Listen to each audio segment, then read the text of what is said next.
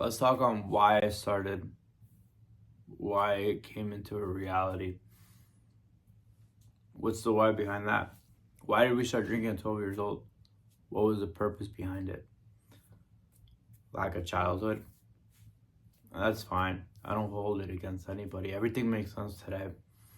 And I'm grateful for how everything went because if it didn't go that way, who would I have been? I'm somebody today that I'm grateful for. I'm grateful for the man I'm becoming. Um, Everything I do today is for my 5-year-old self. And everything I do is to help others and serve others. Because my experience and my story is very important to me. And I know it has value in a sense of like, I know I could help somebody, right?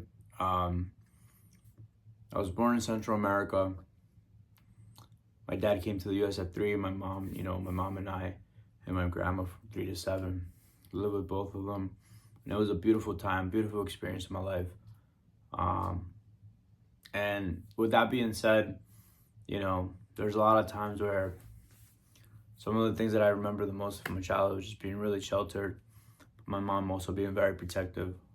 Which didn't make sense. Like, I remember her just describing me as a good boy, and I wanted to be more than just a good boy. I wanted to be like the other kids. I wanted to, run around, play soccer with them, be outside.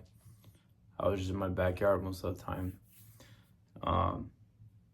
So what was the reasoning of my drinking? Well, I missed on my childhood, and I decided to obsess over becoming an adult so I could start drinking and being like,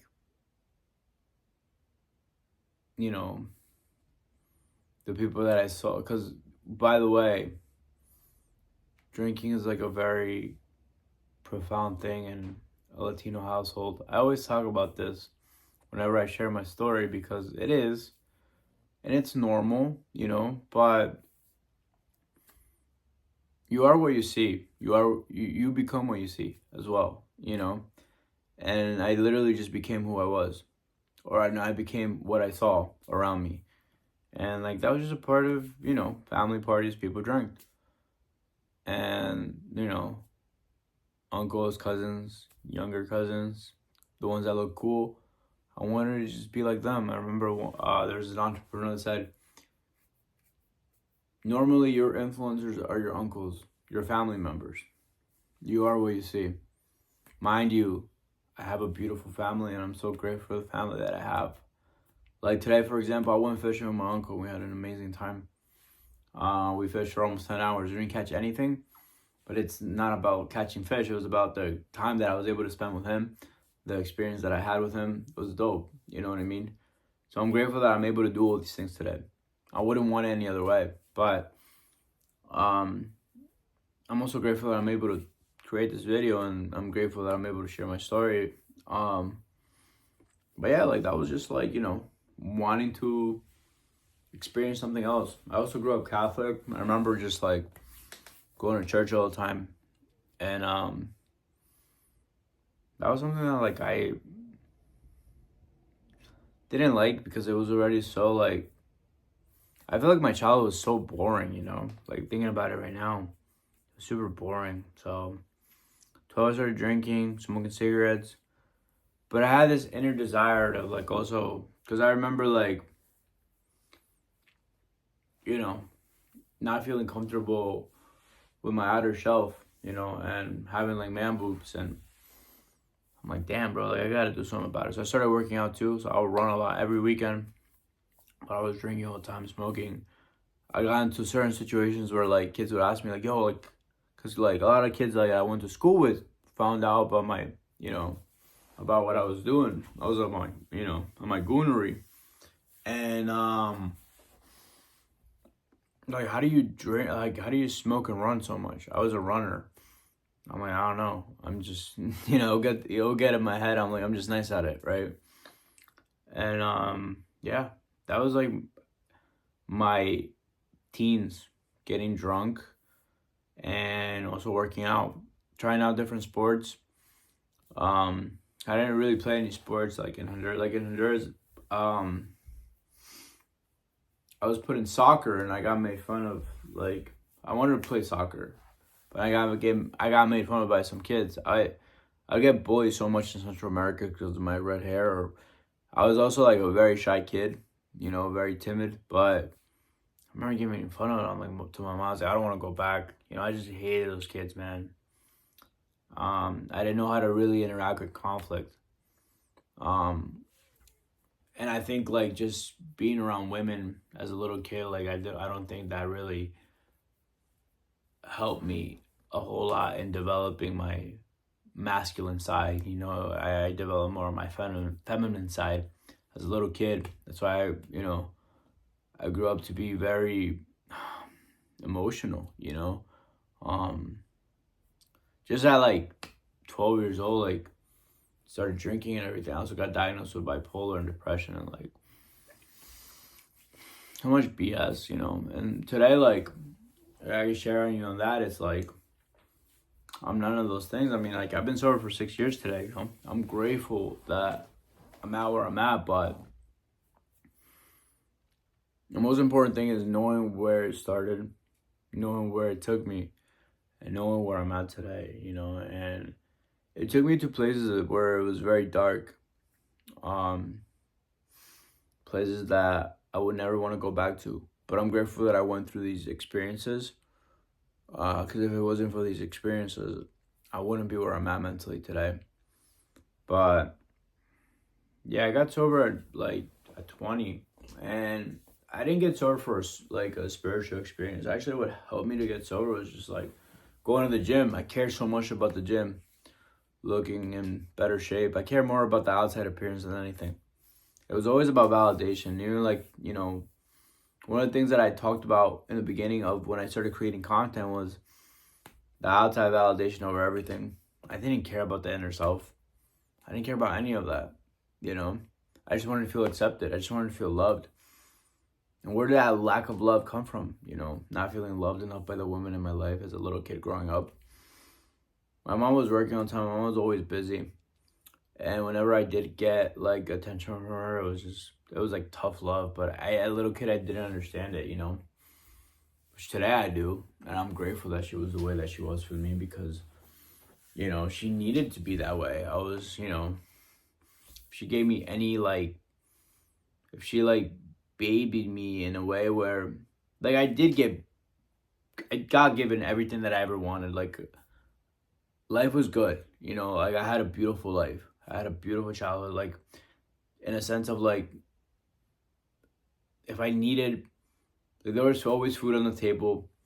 I went to a good school, like I had a good life. But in regards towards like my emotional needs and the needs that were meant to be given at the time of my life weren't met. And that's fine because at the end of the day, like we have to come to the realization of the fact that there's no guidebook, right? Like it just comes down to the fact that my parents had me at 25. And I remember when I first had my serious relationship, like being 25, and I remember wanting to have kids, and I'm like, bro, like 25, there's no way that I'm having kids. I was just a child, you know what I mean?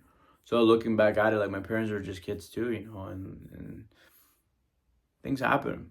But having me was probably one of the best things ever because if it wasn't for me being here, I wouldn't be able to tell my story. I wouldn't be able to like count my blessings today. I get to live a life me out my wildest dreams, and honestly, I wouldn't want it any other way. But with that being said, guys, like I just there's so much lack of everything. You may think that I hold on to it today, just because I'm sharing on it, but it's not even about that anymore. I'm just sharing like what I remember because I remember everything. I could write a book about my whole life because I remember from probably day one to where I'm at today. I'll tell you my whole story, because it was that important to me and it had that much of an impact in my life where it's taught me to grow from so many areas in my life. And now, so if I make the excuse of like not being able to grow in certain areas of my life, the only person holding me back is myself. Because sometimes there's still a form of resentment. There's still a form of things that like don't allow me to move forward. But just by speaking about it more, it allows me to actually become more clear-minded little by little. Not overnight, but over time. Good things take time. That's just the reality. But from 12 to 18, 19, 20, being degenerate. At 18, I went to rehab. Prom weekend, I got in an accident. Someone hit me in the back of my head. And then after that, it was rehab. And, going to rehab, it allowed me to have a different perspective in life. After I got out of rehab, I stayed clean for 10 days. Not 10 days, 110 days. But, I graduated my IOP program, my outpatient program. And then, life went on. But let me tell you something, I was an anxious kid from very young. Anxious, depressed. I was also diagnosed bipolar, which I think that's all BS. None of it is real. I mean, there is a mental illness out there, sure. Mental health is a real thing, but mental health is nothing but unresolved trauma that can be resolved spiritually. A little bit of psychology understanding, and then spirituality itself, because it all goes hand in hand. Anything that gets put work on, or any work that gets done within yourself, you're more than capable of grasping on anything that you want in this world. As you become in contact within yourself, you become in contact with God as well. He's our creator. He's our source of energy. But with that being said, yeah, man, I went through these hardships, and I'm grateful that I went through everything that I went through. Because I'm going to do it all for my 5-year-old self. He deserves it more than anybody in this world. I see myself and I see him, and that's it. Anything outside of that doesn't matter. Because I have everything I've ever asked for. And God has given me more. I have a beautiful family. I have a beautiful support in my life. But I also am consciously aware of the fact that everything that I have in my life today is nothing but a gift. Just because I have it in my life today, I may not wake up with it tomorrow. And that's just consciousness and awareness. But with that being said, I just rather not take life for granted for today, And we all have our vices. I'll be honest, this is a goofy one, but my vice is taking pre-workout. I love taking pre-workout. And you cut down on it a little bit, though. It's hard sometimes. But I haven't been drinking coffee right now. But with that being said, I'm only human, I'm not perfect. But I'm going to create myself to be a man where I could be more of a leader and people could look up to me more. It's nothing to prove, but at the end of the day, we're all students of life. We go through our trials and tribulations so we can learn from our mistakes, be the students that we are, but then become the teachers. So we're able to help others and serve others. Because it's truly God's will. It was never ours in the first place. But I got sober in 2017 for the first time in 20 months. And it was never about the spiritual aspect of things. It was always from the outside validation, looking for women or just going to the gym, Before I relapsed, I had 3 girlfriends, and, I decided to break up with one of them. No, 2 of them. And I wanted to keep the girl that I liked the most, and then, she was like, I found somebody. And that was just karma, deja vu, and itself, and didn't work out. And I remember just being devastated by it, A couple of days later, I ended up drinking and relapsed September 2018, but didn't look back again, Been sober for 6 years. It'll be 7 years in September. And that's 7 months from now. And I'm so confidently in saying that because I don't have a desire to drinking. And I'll be honest, I got so much help in the way. Honestly, get all the help you can. Like, you're not going to probably do it on your own. You could try. You may fail, but keep trying anyways. Who cares? You know? I grew up Catholic. I went to church. I left church. I got baptized at 12. I started drinking at 12. 13 and 14, I was back on my knees. I wasn't looking for God. And in church, I just felt judged. And I also felt that in the Catholic church as well. Christian church, it was a little more profound. It was more welcoming, but I also felt that judgment. Religion taught me fear, taught me judgment. God gave me freedom, and God gave me free will. God accepts me for who I am, and God created me. As for that, the only man that could judge me is God. I don't need any other man's approval. I don't need any human's approval because humans are imperfect. Humanity has made us imperfect. But in God's eyes, we're perfect. This is common sense. But yeah, guys, it's just, I need to do this more. I need to create more because this is important to me. It's all for him. You know what I mean? My 5-year-old self. Now, you view yourself, because as I could do it, so can you, right? That's just the truth. Like I said before, we go through trials and tribulations to be the students and we become the teachers. Because we gotta teach our pain to others. Make others understand that their pain has been very similar to ours. And if we got through it, so can they. That's just the reality. Life is not easy, but God works through us, so we're able to help others. And sorry that I got a little off track there, but yeah, I ended up going to AA. But at 17, I went to an AA meeting because one of my friends was getting sober, and I loved AA. It was a good experience, honestly. They were welcoming, and so I remember before getting sober in 2016, I got sober in 2017, was AA or church. I went to AA, of course. That's where the acceptance was. Sometimes church people actually suck. I'm just being transparent. They don't actually suck. Today, I don't see the judgment as much.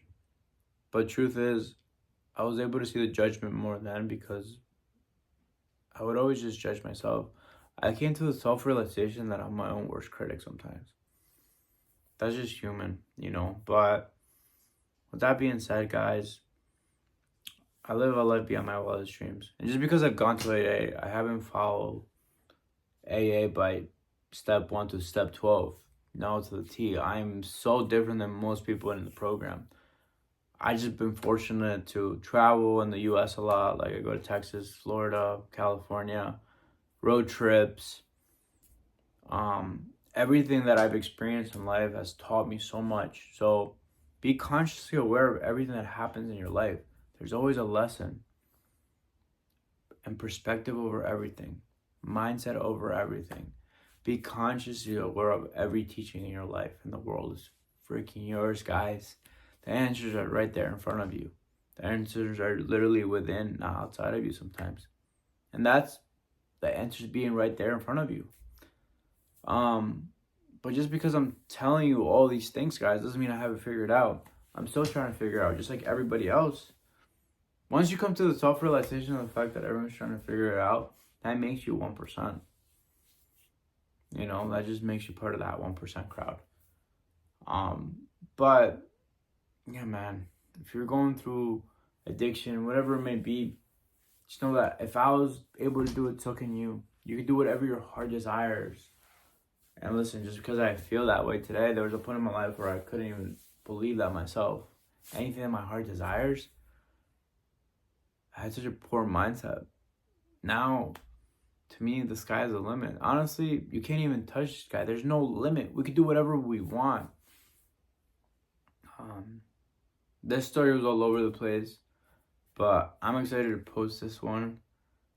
I think it's probably one of the most profound ones, but it could always be better.